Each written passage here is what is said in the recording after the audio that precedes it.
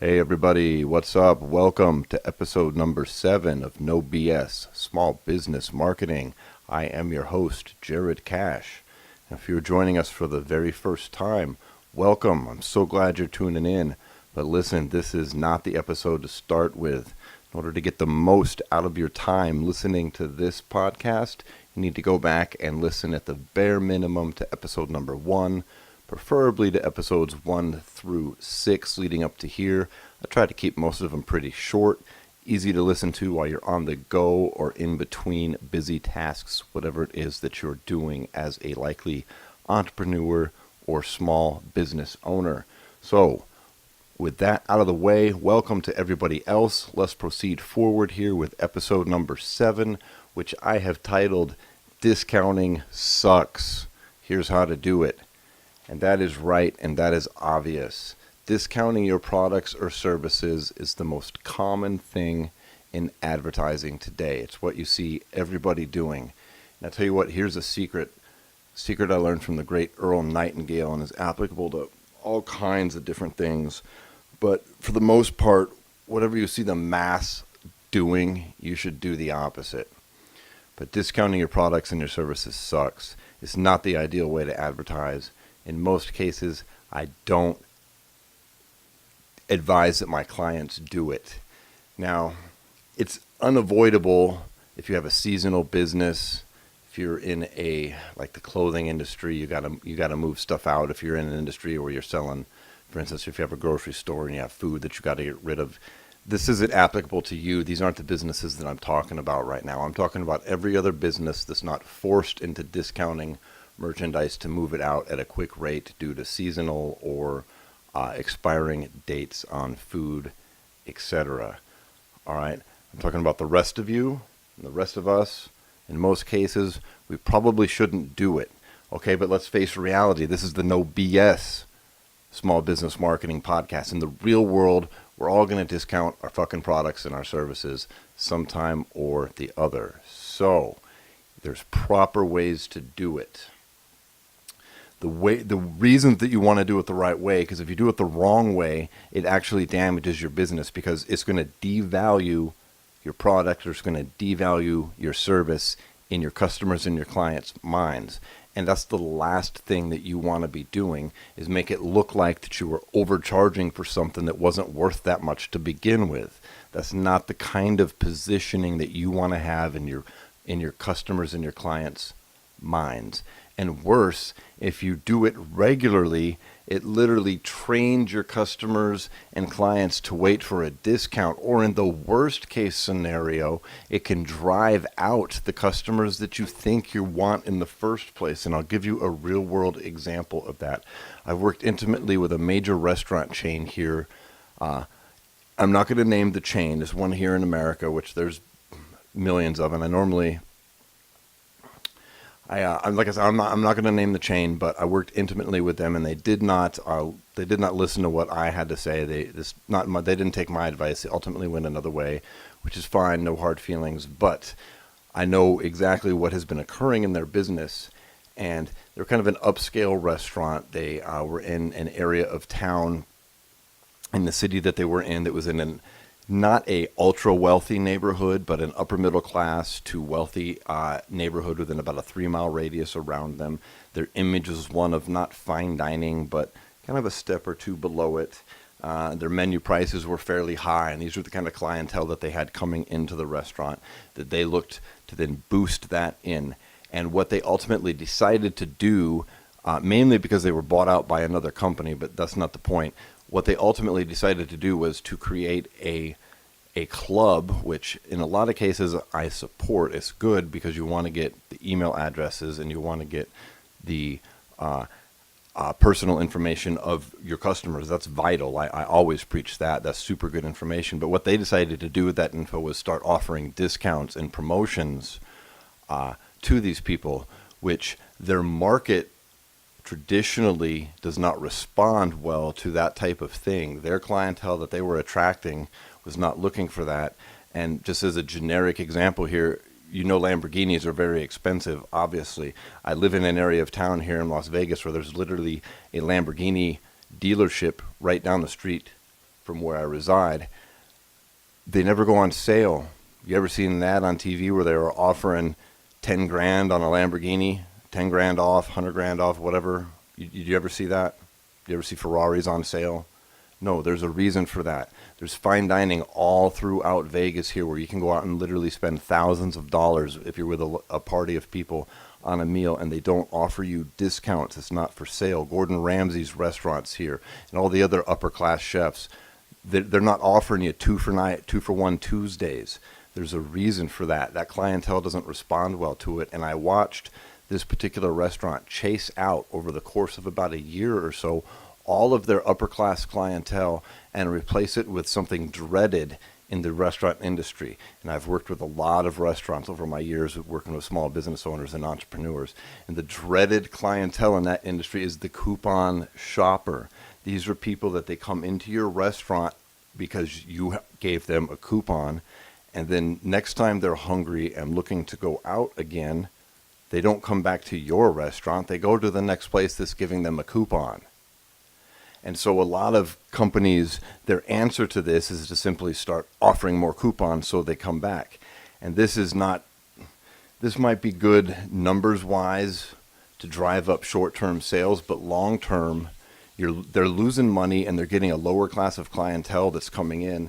Servers in the restaurant, in these cases, employees, morale goes down, less money is made. And for most of us as being a small business owner and entrepreneur, not a major corporation looking to boost sales, we want a specific sort of clientele coming in. Okay? We don't want discount shoppers. It's another reason why I'm against, when I worked with small businesses and entrepreneurs, I'm against Groupon in the vast majority of cases, because Groupon is another example of this. When you run a Groupon ad, you attract the Groupon shoppers. And then when you stop running a Groupon ad, the vast majority of times, you lose that customer because they're staying with Groupon. They're a Groupon culture. They're a Groupon customer. They're not a customer of your business. Now, Groupon and maybe some bullshit marketer or some bullshit ad agency will respond with, well, Jarrod, it's their job as the business owner to make them a customer.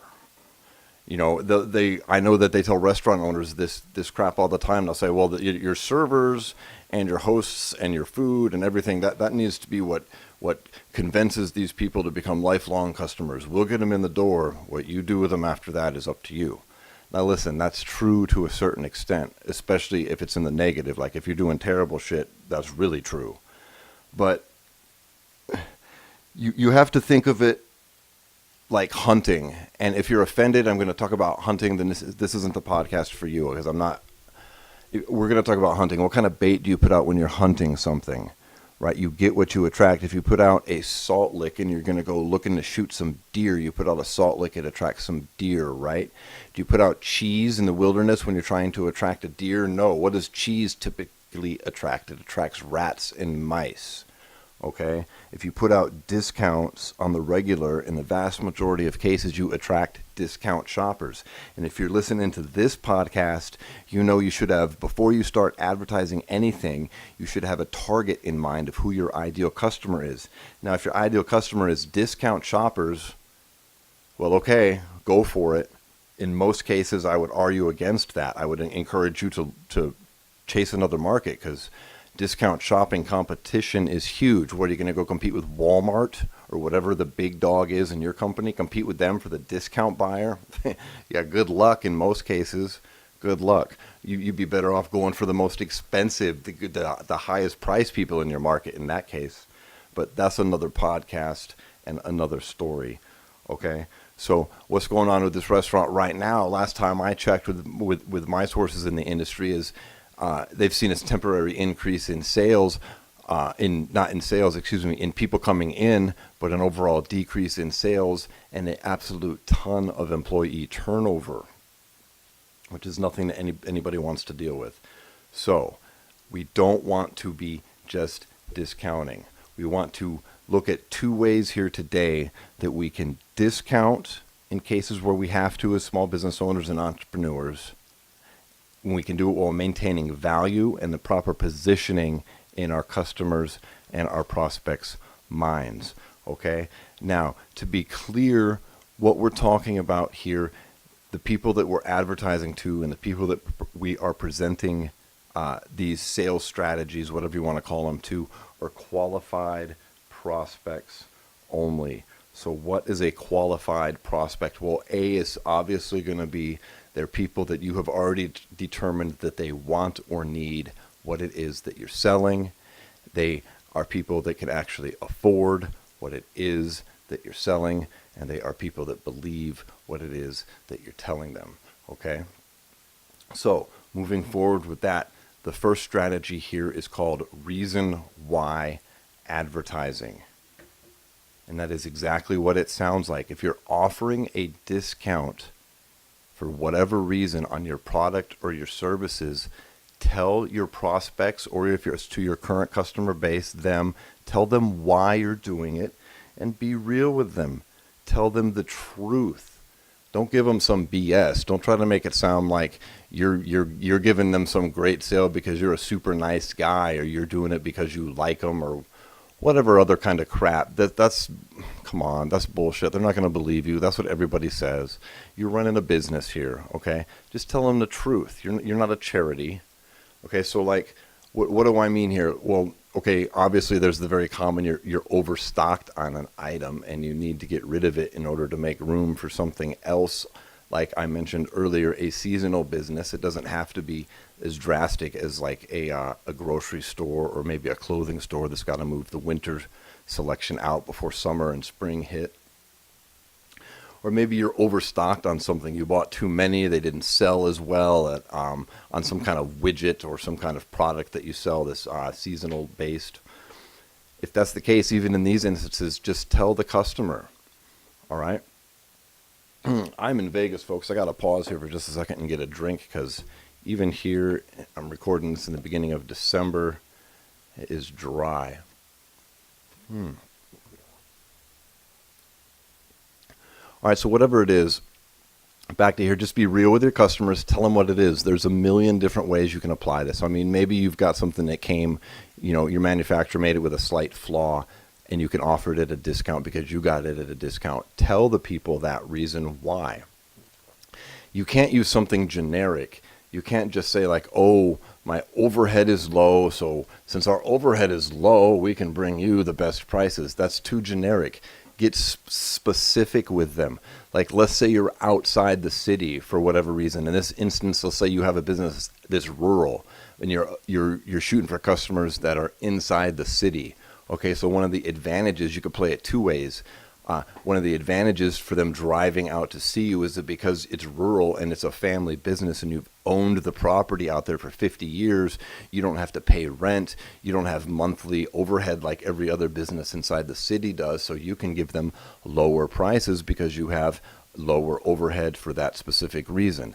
Apply this strategy however it is that you need to apply it, but tell people the truth and tell them why. Whatever that is, people respect you and are liable to believe whatever it is that you're telling them, but you don't want to bullshit it, okay? You can embellish a story, and you don't want to reveal detailed financial information. You don't want to ever give too much information, okay? I'm not encouraging you to share personal strife in the family. My business is falling apart, so I'm going to offer a sale. I don't mean that. There's a line here. Obviously, okay. So tell them why and tell them the truth. And sometimes if you want to do a little bit of embellishment or create a story, that can be okay. Sometimes. I would in most cases leave that to professionals like myself to do, but if you think you're good at that, don't try to be funny, but maybe embellish a little, maybe tell a story. But what's not cool is bullshit. It's never cool to just lie to your customers. That's not what we're talking about here, okay? Now here's a bonus tip with this same strategy. You can use this if you have higher prices as well. If whatever it is that you're selling is more than everybody else's, then in your advertising and your marketing, by all means, you need to tell them why. Tell them why your price is higher. If you have a better guarantee, tell them why. If you have better quality, tell them why. If you have better service, tell them that. Whatever that specific thing is, by all means, use this strategy here for that as well, okay? Now, number 2 is going to be you can creatively bundle whatever it is that you're selling, be it your service or your product. Okay, so instead of discounting single items, you discount bundles only. Now, let me grab another drink here, and then I'll tell you an example of a dispensary that I've been working with here. And by dispensary, I do mean a legal cannabis dispensary. Through my company, Direct Results Marketing, that is where I do about 90% of my business now. I don't currently accept clients. I do have a wait list that's very small. It's not open right now. I don't do this podcast to get customers. I'm not trying to sell you anything. If you happen to be new and still listening to this, I'm not trying to sell you anything. This is all just legit information, not looking for customers here. Now back to this dispensary example that I am working with. All right, so they have pre-rolls. Now to fill you in real quick, a pre-roll is a joint, okay? Out here they're sold singly. They come in a small package. You can buy them on the individual in these little tubes. And they range in prices from, I don't know, about $7 up to super high expensive ones in the $30 range. Okay, but they are a single product. Now, in this particular instance, the dispensary got an incentive wholesale price where they could lower the retail down to $8 a pre-roll on this, and they wanted to do that in an effort to boost sales of these products. Okay, now instead, when we were working together, I encouraged them to bundle the items together. Okay, so we're going to do that same price. You want to do them at $8, do it as a bundle. We'll do 3 for $24, but we'll keep it at $10 per pre-roll for the singles. Okay, now you can see there's some obvious benefits. Now what happened in this particular instance, sales have gone up in the first 3 months almost double. It's not nearly doubled, but it's nearly doubled, but it hasn't actually doubled yet, but they have shot up significantly.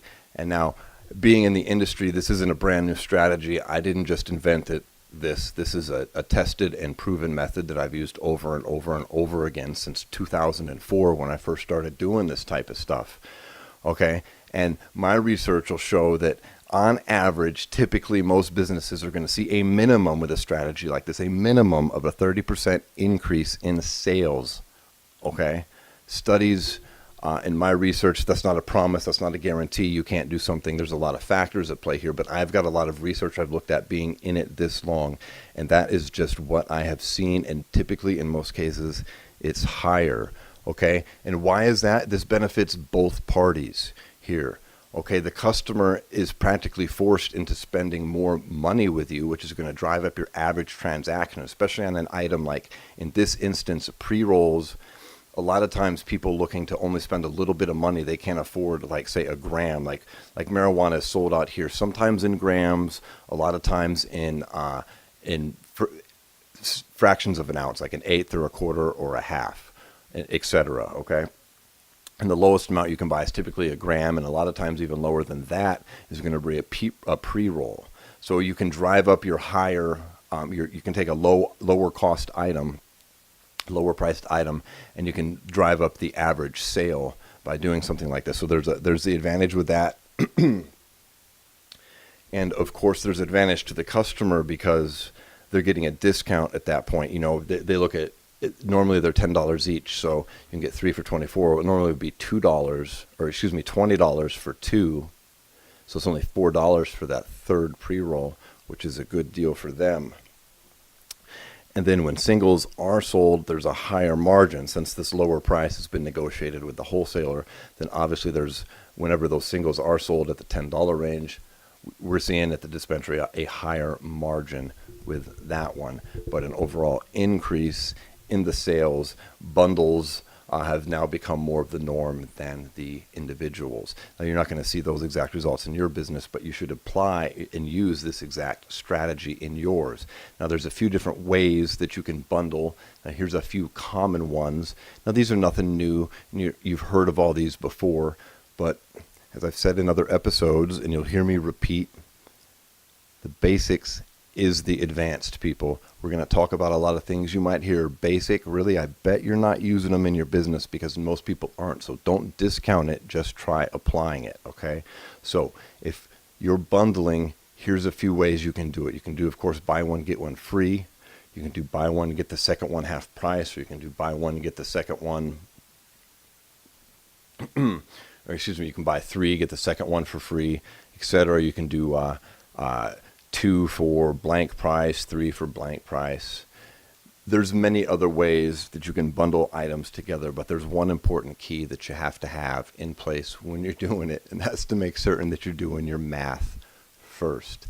Again, that might sound simple, but it's super important. You have to do your math and you have to apply it in large scale, because even if you're starting from scratch and you don't have a large, you don't expect large sales right away, you need to do the math and make sure that it works out long term for you, obviously, as well. So that's it. We're going to wrap that up for today's episode. Thank you, everybody, for tuning in. Now, if you're not already a subscriber, however you are listening to this, whether you are listening on iTunes, Google Play, many of the other outlets, if you're watching video on YouTube, thank you very much. Be sure to hit the subscribe button. If you're brand new, listening on the radio, anywhere else, you can download the podcast and subscribe at all of the above places at jarrodcash.com. You can, Jarrod, cash, just like Johnny. You can download or subscribe and watch videos at youtube.com/JarrodCash. Thanks for tuning in. I'll see you on the next episode. Peace.